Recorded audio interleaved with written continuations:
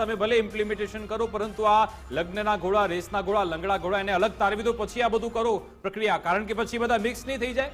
તમે જ્યારે બધા જિલ્લા પ્રમુખો નિમશો તો આ બધા 3 ઘોડા મિક્સ નહીં આવે એમાં. જો પહેલી વાત તો સ્પષ્ટ કહી દઉં કે લગ્નના જે ઘોડાઓ હતા એમાંથી મેક્સિમમ ઘોડાઓ તો ભારતીય જનતા પાર્ટીમાં જઈને સરસ મજાની નેતાગીરી કરી રહ્યા છે, સરસ મજાની ખુરશીઓ પર બેસે છે.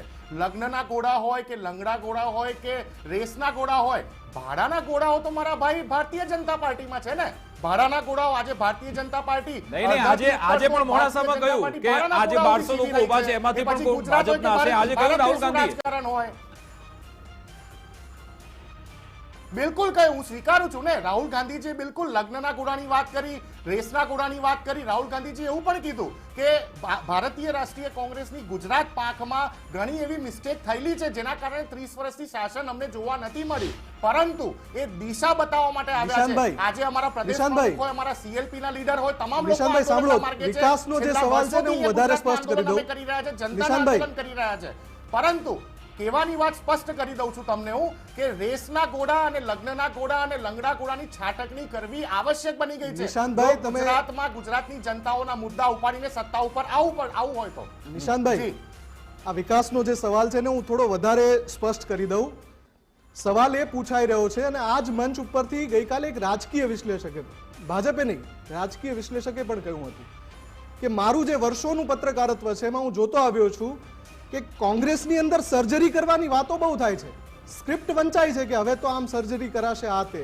આજે તમે ભાજપના ગઢમાંથી દેશની સત્તા મેળવવાની વાત કરતા હો. રાહુલ ગાંધીએ કહ્યું ને કે ભાઈ સત્તાનો રસ્તો ગુજરાતથી જાય છે, તો ભાજપના ગઢમાંથી જો તમારે જીતવું હશે તો એ સર્જરી કરવી પડશે ને. એનો સમય ક્યારે, ક્યાં સુધી સ્ક્રિપ્ટ જ વંચાશે?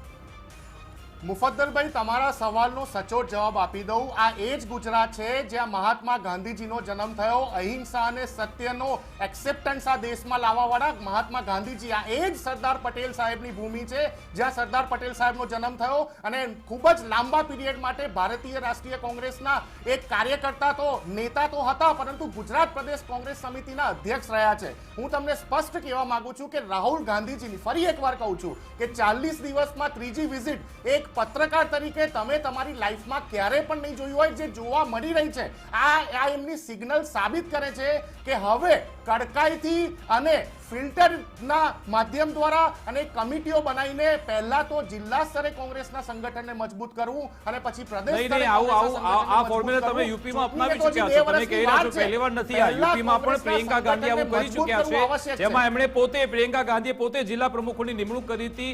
10 નામ મંગાવ્યા હતા, એમાંથી એકનું સિલેક્શન થયું અને 9 તમારા વિરોધમાં ગયા અને પછી તમને 0 લોસ થયો હતો યુપીમાં.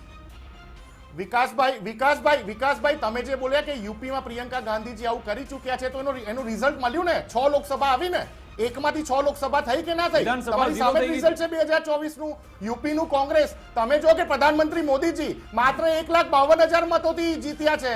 અમારા યુપીના પ્રદેશ પ્રમુખની નિમણૂક પણ પ્રિયંકા ગાંધીજીના કેવા પ્રમાણે કરવામાં આવી હતી. પ્રધાનમંત્રી મોદીજીને માત્ર 1,52,000 મતોથી સરસાઈથી જીતી શક્યા છે. એટલે બિલકુલ આપને એના પર વિશ્વાસ છે કે આ જિલ્લા પ્રમુખોના